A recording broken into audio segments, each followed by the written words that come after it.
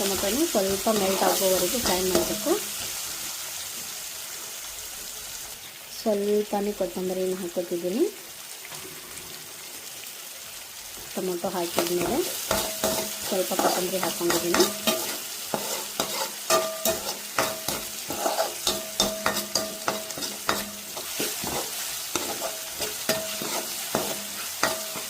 ಟೊಮೊಟೊನ ಚೆನ್ನಾಗಿ ಮೆಲ್ಟ್ ಆಗಬೇಕು, ಆಗೋವರೆಗೂ ಫ್ರೈ ಮಾಡಬೇಕು.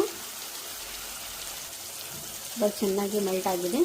ನಾನು ಇವಾಗ 1 ಕಪ್ ರವೆಯನ್ನು ತೊಗೊಂಡಿದ್ದೀನಲ್ಲ, ನಾನು 1.5 ಕಪ್ಪನ್ನ ನೀರನ್ನು ಹಾಕೋತೀನಿ.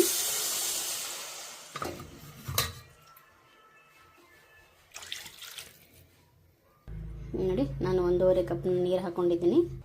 ಉಪ್ಪನ್ನ ಹಾಕೋತಿದ್ದೀನಿ.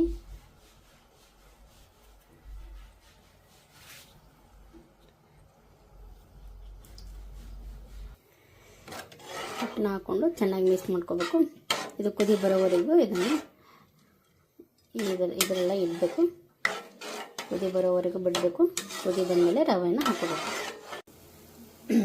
ನೋಡಿ, ಇವಾಗ ಚೆನ್ನಾಗಿ ಕುದಿ ಬರ್ತಾ ಇದೆ. ಇವಾಗ ರವೆಯನ್ನು ಹಾಕೋಬೇಕು. ನೋಡಿ, ಸೈಡಲ್ಲಿ ನಾವು ರವೆ ಇಟ್ಕೊಂಡಿದ್ದೀನವಲ್ಲ ಹುರಿದು, ಆ ರವೆಯನ್ನು ಹಾಕೋಬೇಕು. ನೋಡಿ, ರವೆಯನ್ನು ಹಾಕೋತಿದ್ದೀನಿ.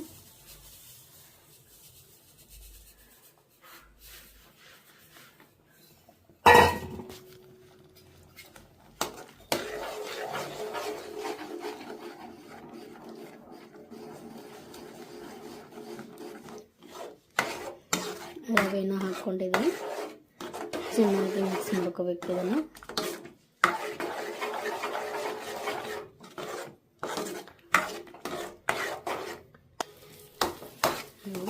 ಚೆನ್ನಾಗಿ ಮಿಕ್ಸ್ ಮಾಡ್ಕೊಂಡಿದ್ದೀನಿ. ಗಾರ್ನಿಷ್ಗೆ ಕೊತ್ತಂಬರಿನ ಹಾಕೋತಿದ್ದೀನಿ ಮೇಲ್ಗಡೆ ಸ್ವಲ್ಪ.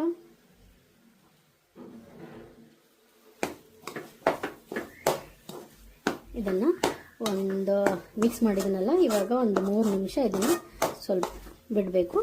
ಮುಚ್ಚಳ ಮುಚ್ಚಿ.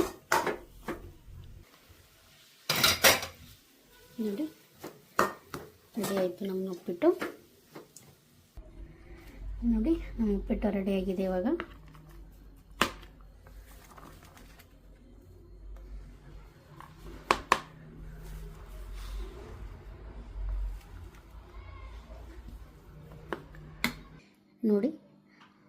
ನೋಡಿ ನಮ್ಮ ಉಪ್ಪಿಟ್ಟು ರೆಡಿ ಆಯಿತು. ಇವಾಗ ಉದುರು ಚೆನ್ನಾಗಿ ಹೇಗಾಗಿದೆ ನೋಡಿ. ಉಪ್ಪಿನಕಾಯಿ ಜೊತೆ ಮತ್ತು ಮೊಸರು ಜೊತೆ ಚೆನ್ನಾಗಿರುತ್ತೆ ತಿನ್ನೋಕ್ಕೆ. ನೀವು ಮಾಡ್ಕೊಳ್ಳಿ, ಒಂದು ಟೈಮ್ ಟ್ರೈ ಮಾಡಿ.